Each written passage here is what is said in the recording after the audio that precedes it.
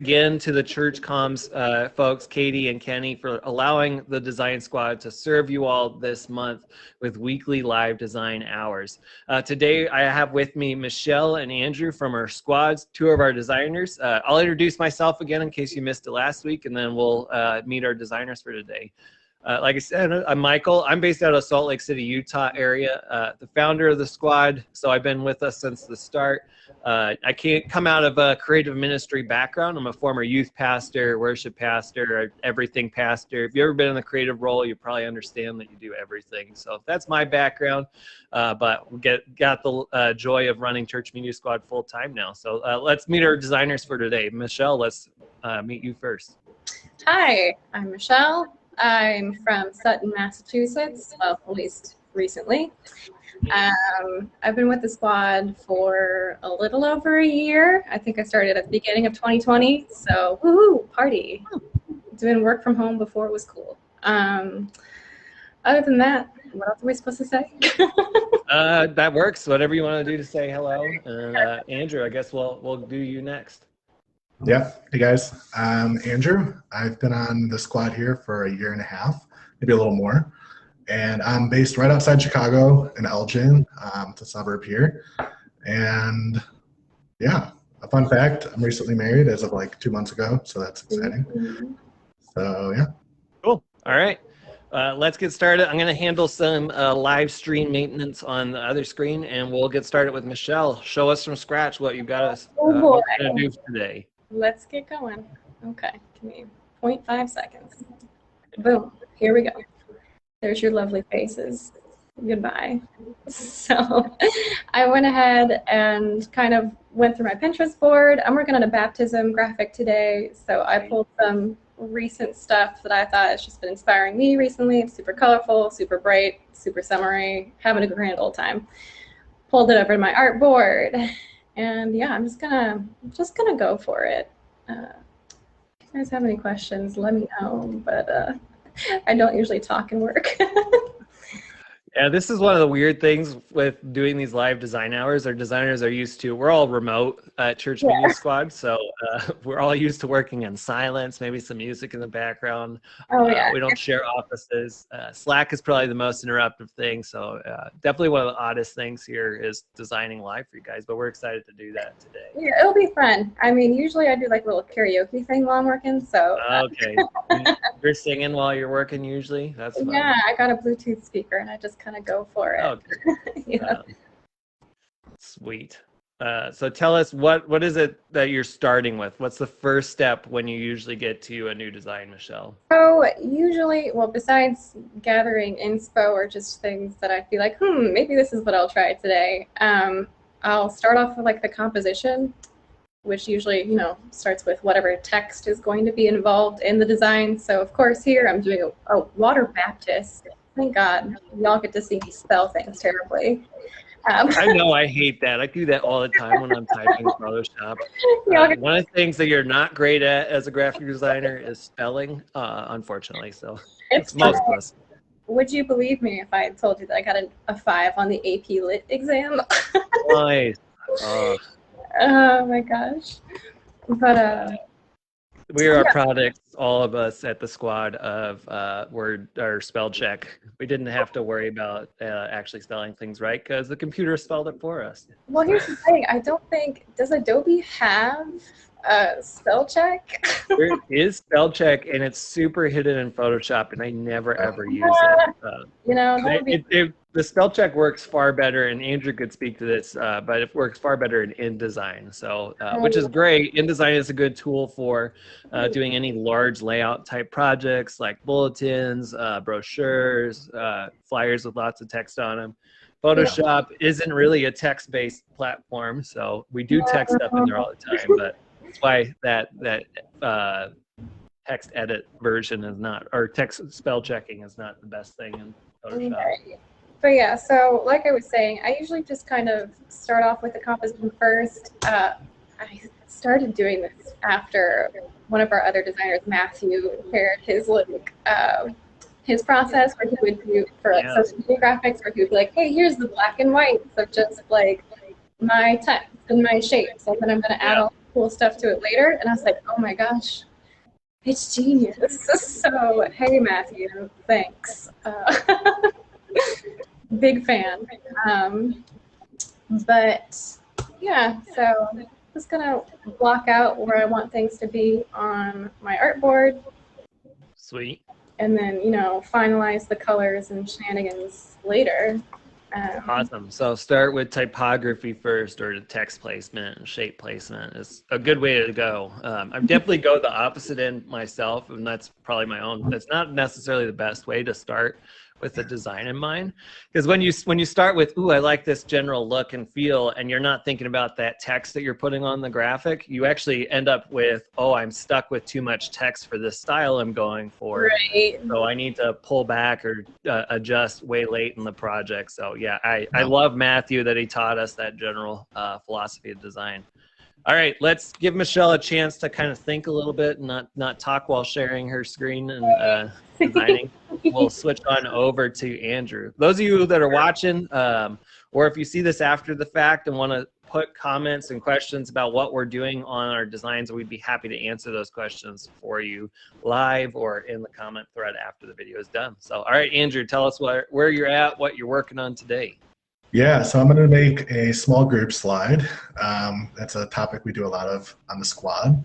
So typically when I start, I kind of do the opposite, where instead of starting with type, I like to see if I can find a great image I could use and maybe work around that. So one of the major sites I use is Unsplash. They're just like totally free images that are really great quality. So I'm just going to go and do some exploring here real quick. So I think of small groups, I think of friends, I think of smiling people. So I think we're going to go with this image here. Some people that are smiling. And I think what I'm going to try to do, since there's not a lot of room for text on this image, I think I'm going to try and cut them out real quick so I can kind of play with it more. Yeah. So I'm going to download it. So I downloaded. And then I use this like hack called Remove BG. They're super cheap. This on last week's live stream too. It's a great tool. I'm pretty. There's got to be some. I'm pretty sure every designer on the staff uses this at some capacity. Oh my gosh, it saves so much time.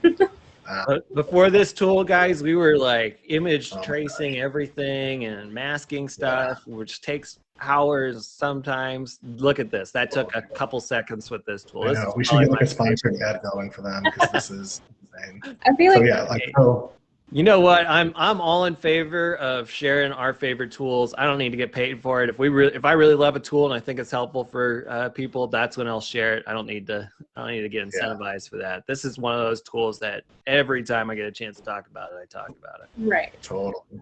Look at that. Easy. So boom. Yeah. So I downloaded it, took the background out in about 2 seconds. Nice. So now that I have something to work with, I could kind of see where the type might go. Maybe I'll do like a vertical type, like it's like really condensed right here. Okay. So I'm just gonna position these fellas here.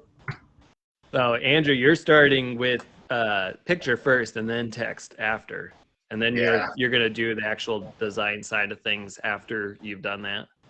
Yep. Okay. So yeah, so most of the time I start with a picture. Okay. Or some kind of photo, and then I work with type, and then I kind of fill in the blanks with like a background. Okay. Are you, Andrew, are you more likely to start with or use photos in most of your designs? Yeah, I typically am a little more photo heavy. Okay. I think that's just a little like a stylistic thing. Yeah. We have great people on their squad that are super good at illustration. It's just that people lean on that. I tend to lean on photos. Gotcha. Yeah. So, I'm the same. Illustration's not my particular forte, so I don't usually use that. Ooh, tell me what you just did there. Yeah, so this is a quick hack as well to like do the outline type. So you just kind of, I'll start it over. Yeah. I know. I ask you guys on these live streams all the time to slow down a little bit. We all know what you're doing, but we want to share these kind of tips and tricks with those of you watching. Yeah. So basically you take your text layer like normal, you just take out the fill, and fill is kind of like opacity, but it's really like knocking a hole through it instead of just like blending it. So we'll take that to 0, and then you're just going to add an effects of a stroke, kind of play with the pixel a little bit. Let me turn it on. You can see. So it's a little blocky, so I'm going to set the stroke to center, maybe knock it down a couple points. Cool. If I can grab it. Yeah, so we'll play with that for right now. I might change it up. So Andrew, if you're on the number there and you use that up down arrow, that will increase or decrease that pixel font. So you don't have to like do the drag and like, oh, I didn't mean 6, I meant 5. So nice. Yeah, little tip trick on. Yeah. I know you're a big fan of keyboard shortcuts too, Andrew. So there you go. There's a new one for you. Ooh, what did you just do? Why put the picture in front of the text? Yeah. So one of the cool benefits of having, outlined or masked out images is you can really layer them in a cool way. So that way it just gives it some more depth. You can play with it more, so like, obviously I wouldn't do that, but you can just kind of see, you can play around with it more instead of being like disconnected. It's a great way to connect the image and the type. Yeah. Just to layer it a bit. And give it a bit more depth as a graphic rather than a flat image. So looks like there's layers, like you said, on the graphic rather than just a straight up text on top of the background. Totally. Cool. So I think I'm gonna play with coloring. I might do like a grainy black and white feel. I'm kind of feeling that. So I'm just gonna knock out the coloring of these girls here, and I'm gonna crunch the levels. And what that means is like I'm gonna like add more contrast. So this is I'm not exactly sure what all these bumps and lines mean, but I kind of have an idea of how to play with it. So I'm just gonna. I feel I'm that way in Photoshop so often. I don't really know what I'm doing, but I'm gonna play with it. Yeah, exactly. So I use this clipping mask. That way I'm only adjusting that photo. Yeah. Michelle, were you gonna say something about these adjustment layers? Nope. Oh, okay, you sounded like you're gonna say something. I'd give you the shot. It's okay. So I have these cool backgrounds that are poster textures, and these are like really fun to put on the back. It kind of gives it a feel like it's like a poster of a small group's thing. Where did you get these poster textures? Yeah, these I believe were New Supply. Yep. And if they're not, forgive me, they might be.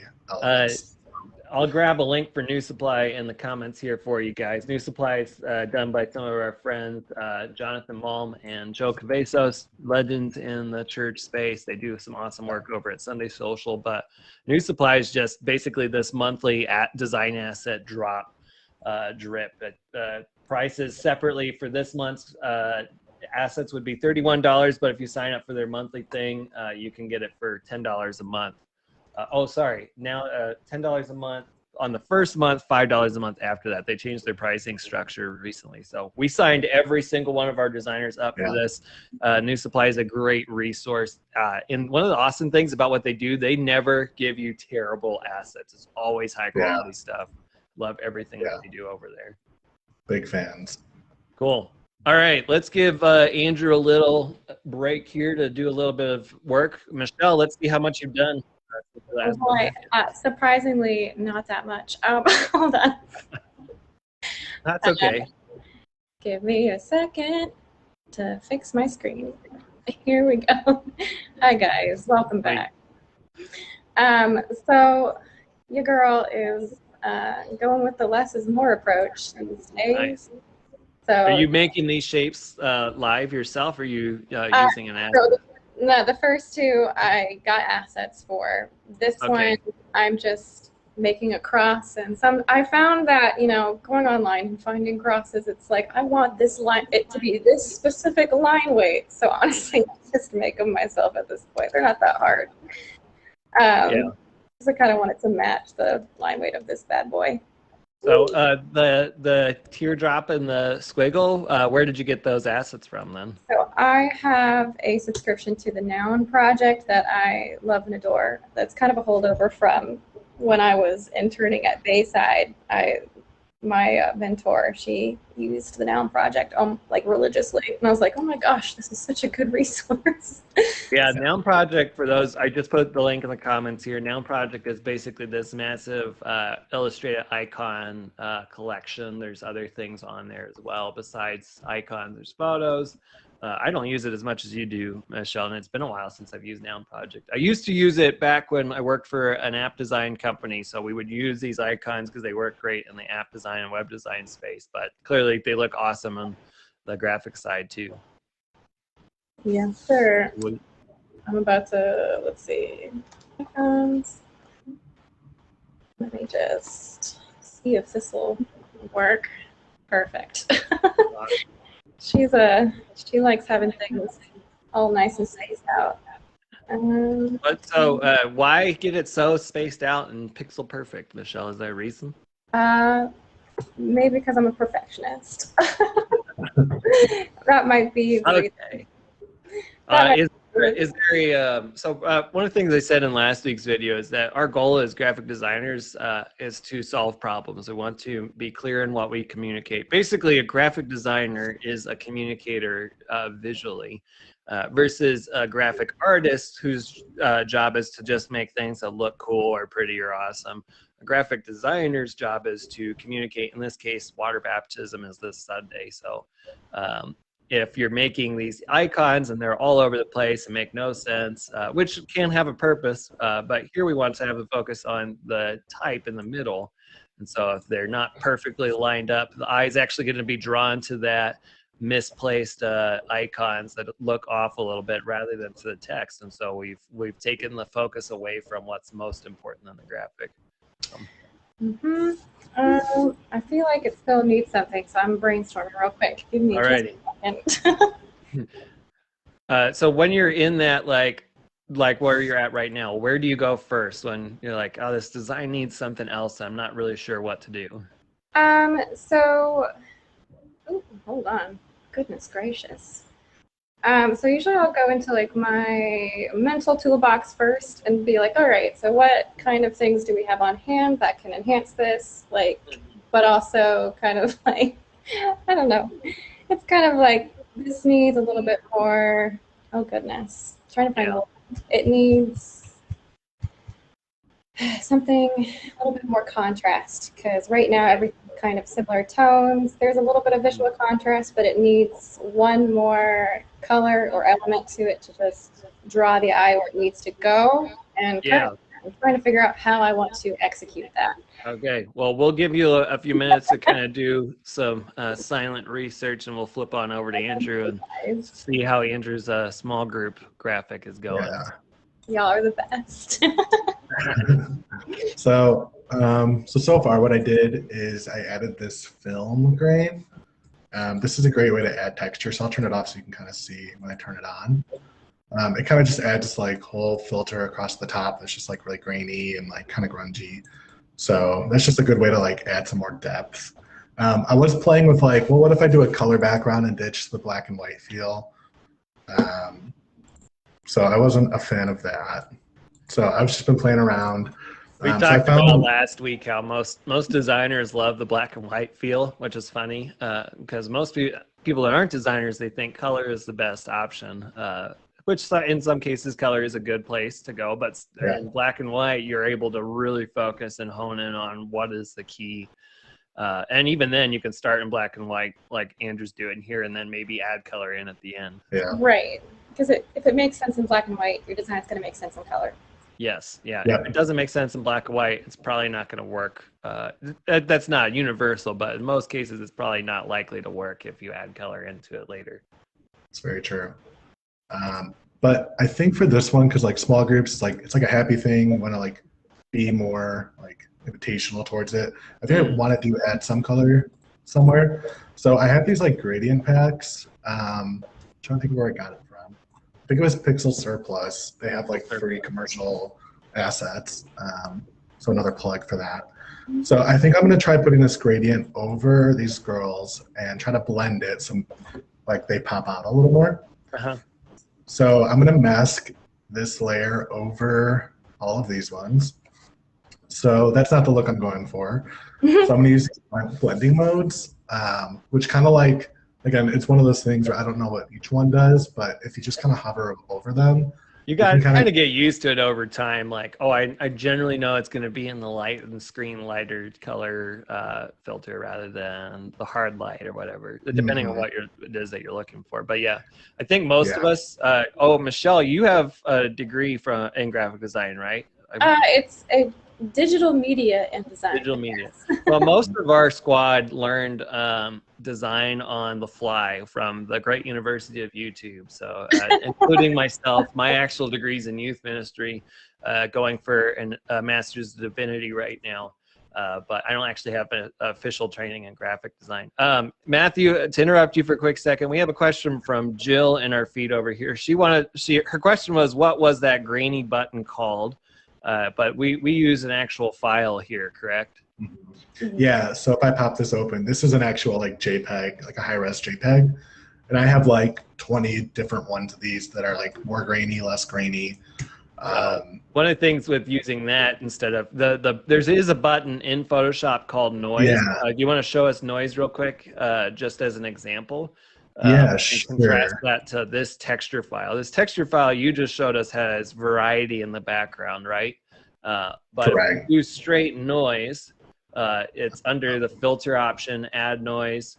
It will add grain to a picture like you'll see here, but it's going to be a flat grain. And you can rasterize it, use brushes to delete some of the grain, but it's not as natural feeling as using an actual texture. The texture Andrew's got at the top there is an actual picture that a resource site, probably somebody did painstaking work to make something look natural and real on top. So that's the difference here of, there's places to use the noise button for sure, but this was one of those, I think this is a better call to use a variety background image. So thanks for the question, Jill. If you have more, keep shooting them, guys. So I think I like this coloring with the gradient. I think I'm going to keep that, but I'm going to try maybe fading them off at the bottom. I don't know why. I think it might be cool. It might not. Fading the people off? Yeah. Okay, so tell us how you're doing that then. Totally. So I opened up a mask. I'll do it again. So I just clicked on their image, and I'm just going to click this mask button. And that way I'm not deleting parts of the graphic, but I'm just masking it over. That way if I don't like it, I could just go back and I didn't like destroy it. Yep. So I took my brush button, or my brush tool, and I'm just going to change the hardness all the way down so it's super soft. And I'm going to really make the brush big. That way it's like just like the feather of the brush. Yeah. So I'll show you what that kind of looks like. So that way it's like barely fading it up versus if I do it in the middle, it's like really harsh. So I'm just going to go down here and kind of mask them out a little bit. I think I like it. It kind of gives it another layer to it. Yeah, so, great. I love that look. Yeah. I wouldn't have thought to do that. See, one of my favorite things about doing live designs like this, because we're not in an office, this is what our way of learning even from each other as designers. Sometimes we'll do, we use Slack to communicate internally at Church Media Squad. And we have a channel called Design Faves. So we post all of our favorite designs as designers in there. And we'll even ask like, wait, how did you do that? What did you do to get that faded look there, Andrew? Which, or it will even just inspire us if we do know how he did it to, oh, I didn't think about fading out the image before. So that's a cool way to do that. I love it. Yeah. So now I think I'm like 80% there. So I'm just going to add some elements to kind of fill in the gaps. These are just like a bunch of dot assets. I think I got these from youworkfromthem.com. I think these were like a bot thing. But they're just like cool. They have great stuff. You Work for Them is like some of the highest quality design assets out there, and they're not too often ridiculously expensive. So no, I'm sure this whole pack was like less than $5. Cool. All right. Well, we'll give you a chance to. Michelle, did you get a chance to figure out what you're doing next? Yeah. So okay, let's switch on over to you, and you can kind of tell us what you decided to go do with your graphic. It took me a second. No, it's okay. Sometimes the design process is not instant, even for our designers who are working on 35, 40 graphics a week. It still takes time sometimes to really figure out what's going to be the best option here. All right, so show us, Michelle, what did you decide to do? And then it's kind of hard to, explain what you're what's going on in your brain as you're going too. Yes, so exactly. The word I was looking for was thank you, Andrew. He said layers and needed more depth and more layers. And I was like, oh, that's what it needed. Thank you, Andrew. There you go. So I just added some really thin, like one of my favorite things to do is kind of use shapes and text and type to add layers to stuff instead of just using photos all the time, because I know some of our clients don't really have a lot of stock photos, a lot of photos that they can pull from, and sometimes they're not a big fan of stock photos. Yeah. So I try not to lean on them too much. So for this, I decided to go with using text as a little bit more of a texture element in the back, a little bit of layering. Yeah, I left some dummy text for your church name here and, you know, the date, but I added a little Bible verse in the corner, which I thought was fun. Also, I think a couple of you guys do the Bible verses every so often, which is a good little, like, the church didn't actually send us the Bible verse, but it does add something extra to look at, but it doesn't take away from the primary text here at all. And to comment on your stock photography comment there, stock photography is really helpful at times, but at this, I prefer and really recommend to churches that if you're using photos in your designs, so for small groups, the reason Andrew's using a stock photo is because we're not designing this for a specific church. We're designing this for everyone to use. By the way, we're going to give all these graphics away free after this video is done. But if we were designing this for a specific church, we would really love to use a picture of people at that church. It makes the graphic more unique to your church. It makes it more personal, and also grabs people's eyes. A stock photo, most people are so used to seeing stock photos everywhere that it can kind of become an eye blind thing. But if they see someone they know in a graphic or someone they recognize in a graphic, they're more likely to stop and actually look at it versus a stock photo. So cool. Are we moving on to concept number 2 here? Right. And as I said, hey, let's not use stock photos. What am I about to do? I'm about to go use stock photos. That's a contest. There's definitely places and times to use it. It's not a hard and fast rule to get rid of stock photography from everything you do, but it's still good to lean on it. Unsplash is a great tool for that that we use all the time. All the time. Sorry. Give me a brief second. I'm just gonna get rid of y'all. Bye. See ya. See ya. Too many things on my screen at once. Let me just swoop. Make a little clipping mask. Boom. Having some fun. Sweet. Okay, as you're picking fonts here, a question to both of you. What are your top 2 go-to fonts? Like every time I start here. Oh, see, that's I know it's a hard question. It's always the worst question to ask a designer. What are your favorite fonts? I mean, all of them? I definitely have favorites, but it's kind of funny because I'll be like starting a design project, and you know how sometimes Photoshop will just keep whatever font you use last. Yeah. So sometimes it'll just be like, oh, I used this font in my last design. Here it comes for the second time. And I'll sometimes start my design with that and be like, all right, I guess we're starting with Poppins today. Yeah. And usually I'll change it. I do like to start with just a good old sans serif, maybe like Newhouse, Grotesque, or Poppins, just for blocking stuff out. But, you know, once I get kind of a feel for what the voice of the graphic is going to be, because font equals voice these days. Yep. It's going to tell or kind of inform which font you kind of lean towards. Like, do you want it to be more academic, or is it more fun and playful? That's going to help you pick. But I usually start with a neutral. So, like, cool. This is a good neutral. So what's your, Newhouse is your favorite sans serif to start with. If you were going to go a little bit more elegant, what's your elegant font choice? Oh gosh. Like, are you wanting a script font, or are you wanting something? Let's say serif-y or serif scripty. Like in my mind, I tend to go El Hydra typically as a starting point. I won't use it all the time, but I love that font. Oh goodness, Michelle is just blazing through some blending modes and failing epically as she does. Goodness gracious, that is not what I wanted. Oh no, come back. But for serif fonts, I usually do like Bookmania is a good go-to. Yeah. Sometimes Bookmania is a good one. Sometimes I'll use Freight. It's a little bit funkier, at least when you use the italicized version in lowercase, freight can be a little funky and fun. But Gotcha. Cool. Let's get rid of the pen light. We don't need that, and not in this house. Goodness gracious. So nerve-wracking having people watch you while you're doing I know, it's kind of the worst. And killing me. I think one of the worst fears as designers that we have is people watching us design. Oh my gosh, like you guys are gonna think I'm a nut.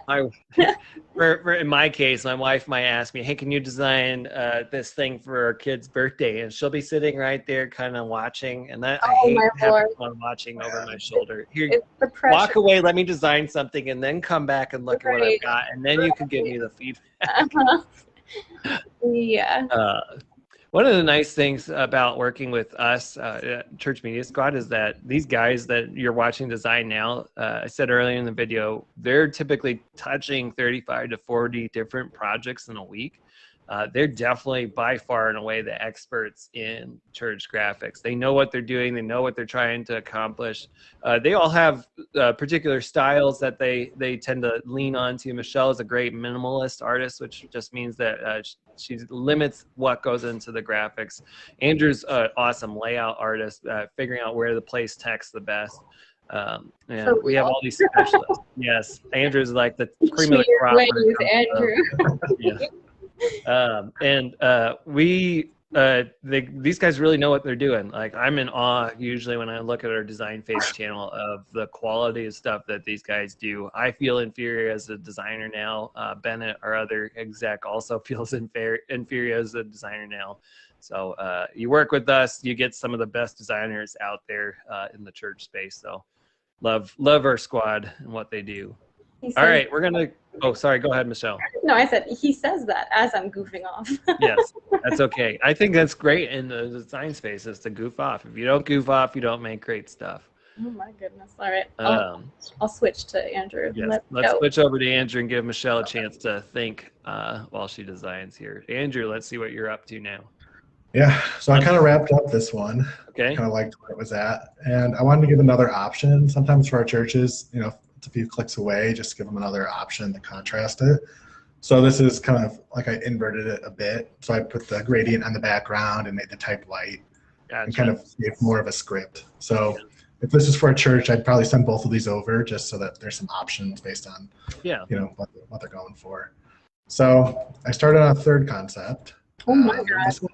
I'm going to play with shapes more. Like I said, Andrew's the layout expert Andrew, here. So. Can you just calm down for just a minute? You're making me look bad. No.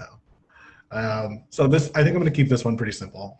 So if you zoom in, there's like this faded like white brick background. I really like working with textures. So I'm going to go with that. And Michael asked before, like, favorite fonts, and I think this is like one of my favorite combos. Okay. This is like New Grotesque, which is kind of like Helvetica's better looking cousin. And this is Morganite, which is just like a strong condensed type. So those are some of my favorite ones. So now I'm just gonna play around with like these circles. I like the idea of like small groups and circles and shapes. So from here, it's basically just playing with it and kind of see what works. We're visualizing with our shapes what it is that we're talking about, right? Totally. Yeah, we like to try to like not just like have random things for random sake, but really try to connect the messaging a little bit. So I noticed something a little bit extra on your type there. Tell me what's going on the type. Yeah, so I was playing with colors. Let me turn this off real quick.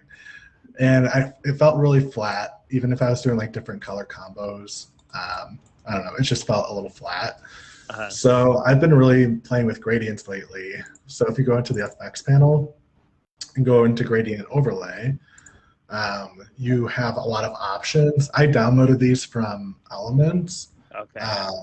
So like in here, there's like all these different shades of blues, and you can even like really customize it and play around with it.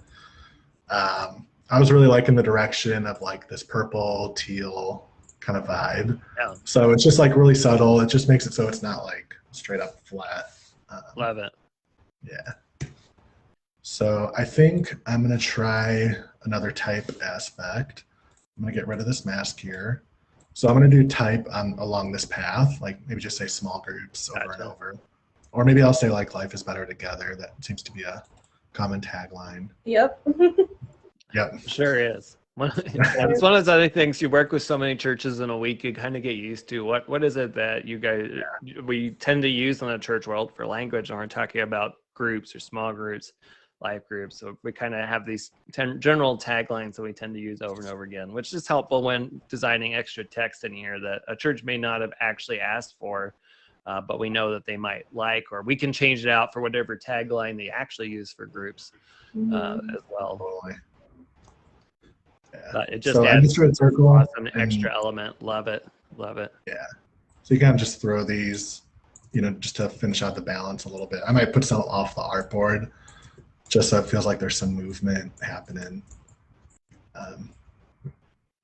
I'll do something like that. If you missed us talking, if you don't know what artboards are in Photoshop, use Photoshop. You're not really sure what's happening here. It looks a little different. Check out our last live stream from last week. I kind of went in depth of what that looks like, how to set that up in Photoshop. It's super helpful just to, like in Andrew's screen, we have 3 different concepts you can look at once, kind of see where they're going. We do that at the back half of the design process too, where we're creating all the different file sizes a church might need for a graphic.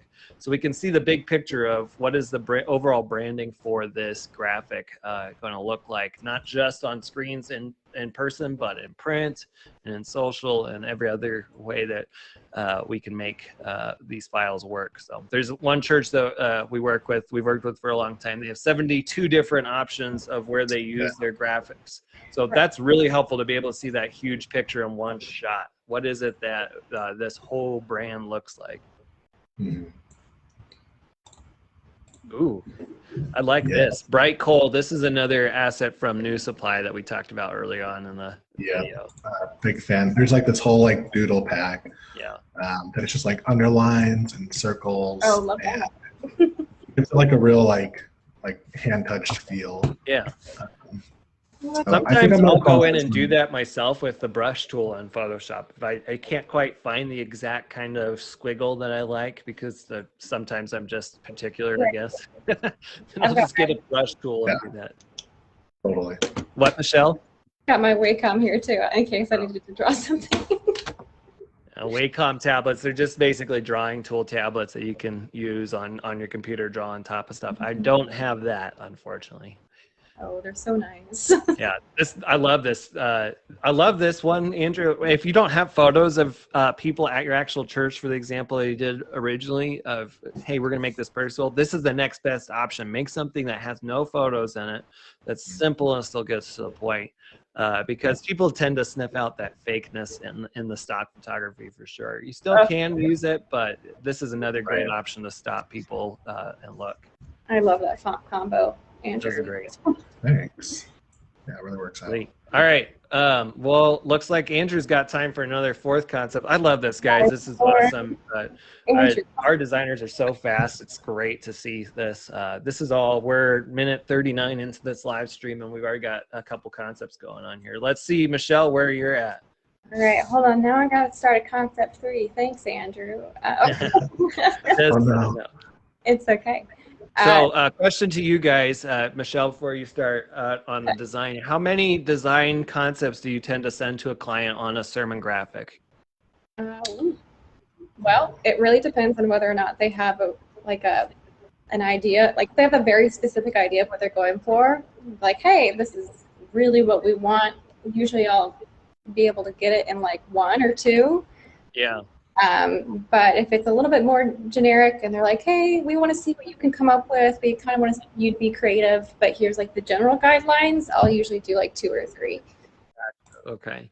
And the reason we don't want to give 5 concepts is that we tend, sometimes last week Joy was designing for us and she made a bunch of concepts for her graphic, and she told us I would probably only send this 1 and 2 concept, even though I made other ones.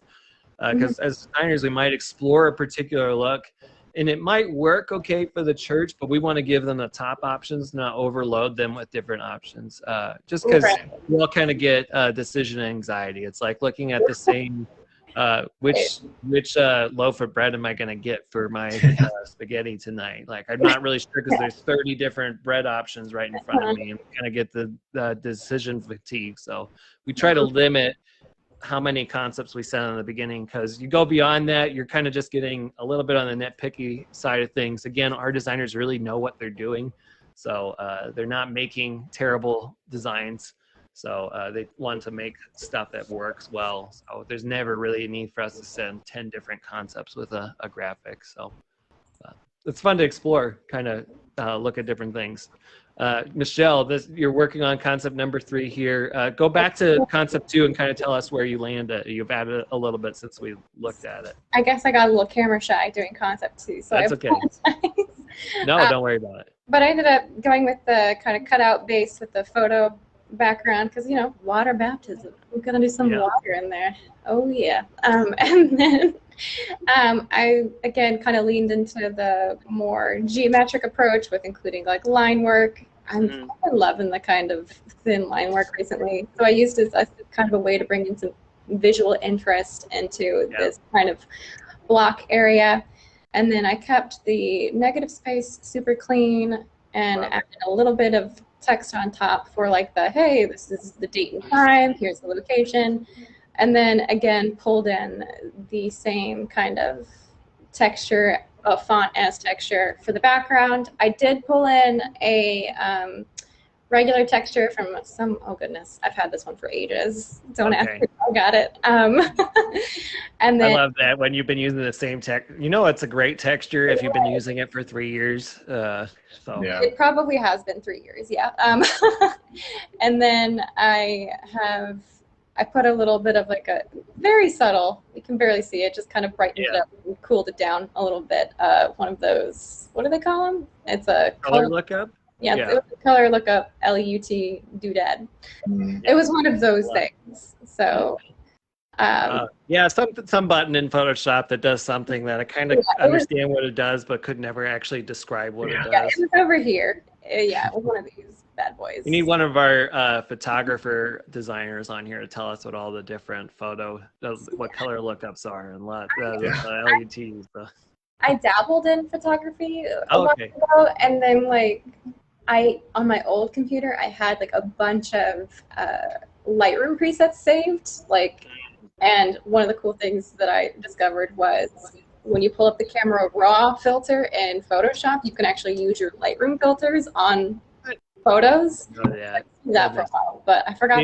Still learning stuff. I didn't know that there was a design I did last year where it's like I can't quite get the color right in Photoshop that I want, but I know what I'm doing in Lightroom to get that look that I'm looking for. So I exported all of the graphics or the concept graphic and built a Lightroom filter on top of it, and it turned out great. Made it an extra step, but I didn't realize you could pull those filters into Photoshop. You can pull the words. You can pull words the are hard into Photoshop. And they're super great. Yeah, I also just like the camera raw filter in Photoshop anyway. So it's like, you know what? This photo, it's a little bit too yellow. Let me just boop. Yeah. Real Sweet. fun. All right. So tell us, Michelle, kind of the general direction that you're going on concept number 3 here.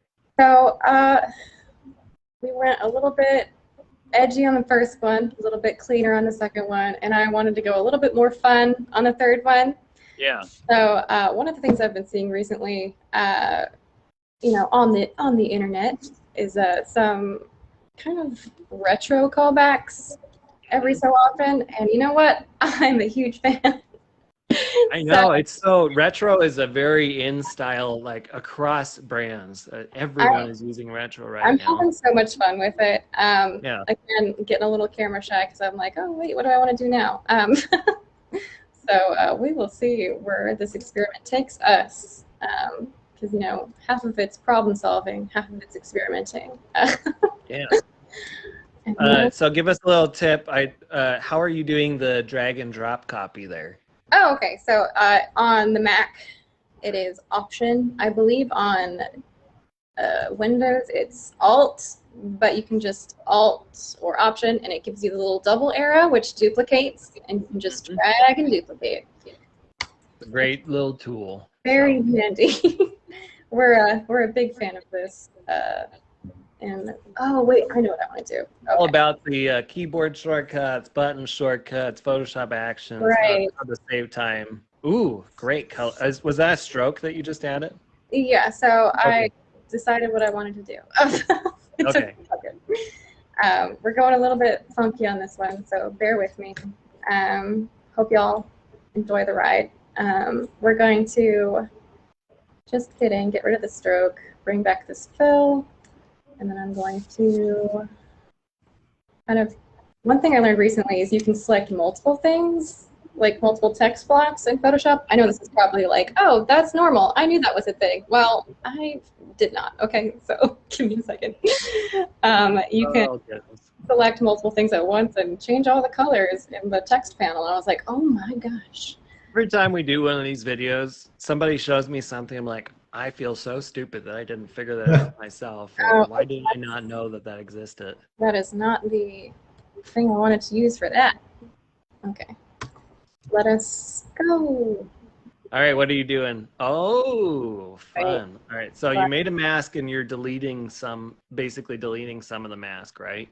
Great. So I'm adding a little, ooh, why is this, oh, the flow. Sorry, it's like, why is my brush doing this? We're just gonna mess around with this mask real quick. So I wanna get us a little bit of movement. Yeah. But I haven't decided how I wanna, I think I'm gonna go left to right, because that's usually how people read. And it gives it a little bit of a better flow. Let's take a little bit more off there. No, I like that better the other way. We're experimenting as we go. Yeah, experimenting is, if you're watching this and you're kind of new to graphic design, that's ultimately what makes the best graphic designers. People that sit there and experiment and try new things and mess around, break stuff. You kind of have to learn some of the fundamentals of visual spacing and how to typography, hierarchy, where does text go and what size does different text go. Once you've got those basics down, to become a really stellar designer, it's just as simple as playing around, figuring out what everything you can do in Photoshop or Illustrator, and putting it into action. All right, we have about 12 minutes left. Let's give Michelle a break here for a few more minutes, and we'll switch on over to Andrew and see what he's up to. Yeah, so I kind of wrapped up this one. Since it was more of a minimal look, I thought I'd, less is more in that category. So I wanted to do another concept that was like the opposite, and that's kind of more like grungy and just like really textury. So I started with this background texture. I just played with a few of them. Then I added some color. So just a color fill, and I played with the blending modes that I mentioned before. And then I was playing around with the type. So this font is called Summer Loving. And it's just I've been using that font for years. It's so fun. It's so good.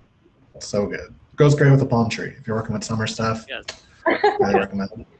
Yeah. Like it's like one of the best uses for that font is anything summer. It's in the name. Yeah, exactly. Right. And then I have these blobs. So a tool I use is this website called blobmaker.app. Oh my gosh, the best. I forgot about that. Love that. So you can really just play with the blobs and randomize them, add different colors, and it downloads them as a vector, which if you know what that means it's just like endlessly sizable and just like really crisp. So I took one of those, and I did that trick before where I just took the fill to 0 and added a stroke. And I did that a couple times. So just to put on the ends here. So I don't know, I'm playing with this. I don't know that it matches like the context as much, so I might tone down the background a bit.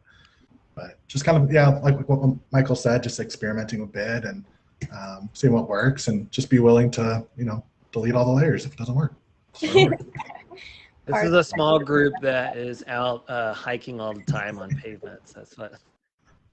Yeah, this small group definitely meets out in the mountains somewhere. Yes, out in my state in beautiful Utah. That's. There you go. There you go. Awesome. And then what's this little thing that you just turned back on the bottom here? Yeah, this is a paper tear. I have this PSD that I've had for years. of just different paper tears. That's from Elements, well, that's where I found that one before. I'm not sure where it comes from. And Yeah. you probably got, if you got it years ago, it probably came from somewhere else. But Yeah. cool. Been too long for me. So I just copy and paste one of those in. Actually, I like this new one I dropped in. So they're good. They're good for like little borders, just to get some more tactile feel. It's not so digitally, crisp. So. Question for you, Andrew. Where's the balance between too much stuff on the graphic and too little on the graphic? Yeah, you just have to be like really, have like a really good critical eye of your own stuff. Yeah, that's a great question. So like for this one, I kept adding more circles, and then I just kept asking my question like, okay, when's it too much? So what I typically do is I put too much in, and then I start deleting or turning things off.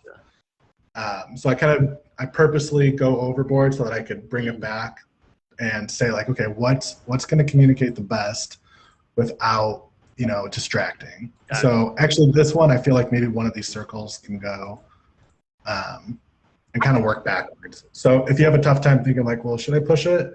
Well, it never hurts to push it. So go ahead and push it as far as you can and pull back. Make sure that you can undo it. You can undo it. It's hard to push forward. Yeah. We'll switch over to Michelle's screen again. Michelle, you can answer that same question for us. About having too much on my screen? About having too much. What's too much, too little? Where's that balance of where do you stop, or like Andrew said, pull back? Oh man, here's the thing.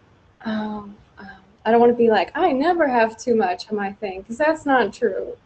But sometimes it's probably a hard question for a minimal designer like yourself, but yeah. I might have the opposite problem sometimes, where I'm like, I just put this on this background, and I like the way that looks, but the client might not like how simple it is. Might want a little bit more oomph or pizzazz. So I guess my question, I'll reshape it to you, Michelle, as a minimalist designer. When you know that it will communicate well enough at the simple side, where do you find that balance of doing what's best for the client and what they're looking for? Well, I'm sorry. Let me process the question you just asked. Oh yeah, sorry. There's multiple questions inside of there. I know. Sorry, I'm not the best at. Like, wait, where are we going with this?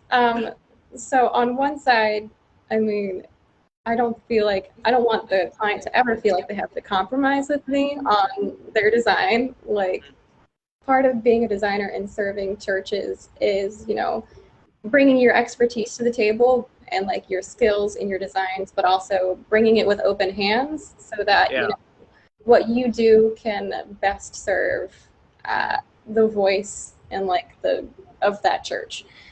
So for me, it's like usually I'll bring something that's a little bit like cleaner, a little bit simpler, a little bit more understated, but a client will want to add something, and you know what, that brings like a good opportunity for collaboration. And it'll lead me to places where I normally wouldn't go. It'll push me in directions to try new things. And honestly, it's one of my favorite parts about the job. Putting something together with the client and just making something like, oh, hey, I thought this was good, but we made it even better together. And I feel like that's pretty awesome. I love it when client feedback actually makes your graphics better. It does happen. And I think as designers, we need to be open to the fact that we don't see the whole picture sometimes, and that clients, even the ones that aren't from a design background, are able to give us a good idea that we didn't think of. Right.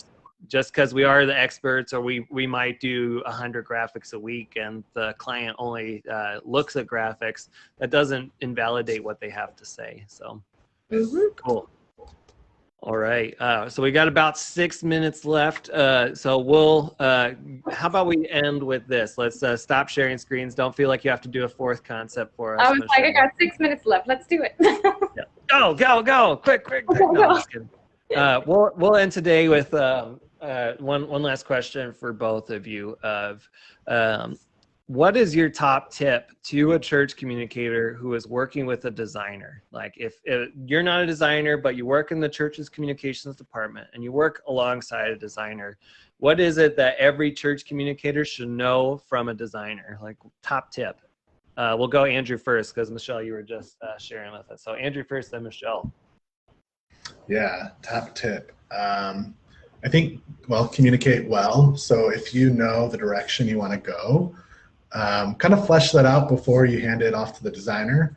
That'll save you some back and forth figuring out what you want pulled. So just, even if it's just like the 5 minutes, like just write down like, I want this feel, but not this feel, you know, even if you don't have a great idea, or just be communicative on the other side and say, you know, I don't have the exact idea what I want, but I really like this thing I saw over here. That way it kind of gives a good jumping off platform. As you can see from like Michelle and I's designs, like there's just a trillion directions to go. So yeah, I think just helping your designer kind of pick a lane goes a long way. Sweet. All right, Michelle, same question. That's what I was going to say.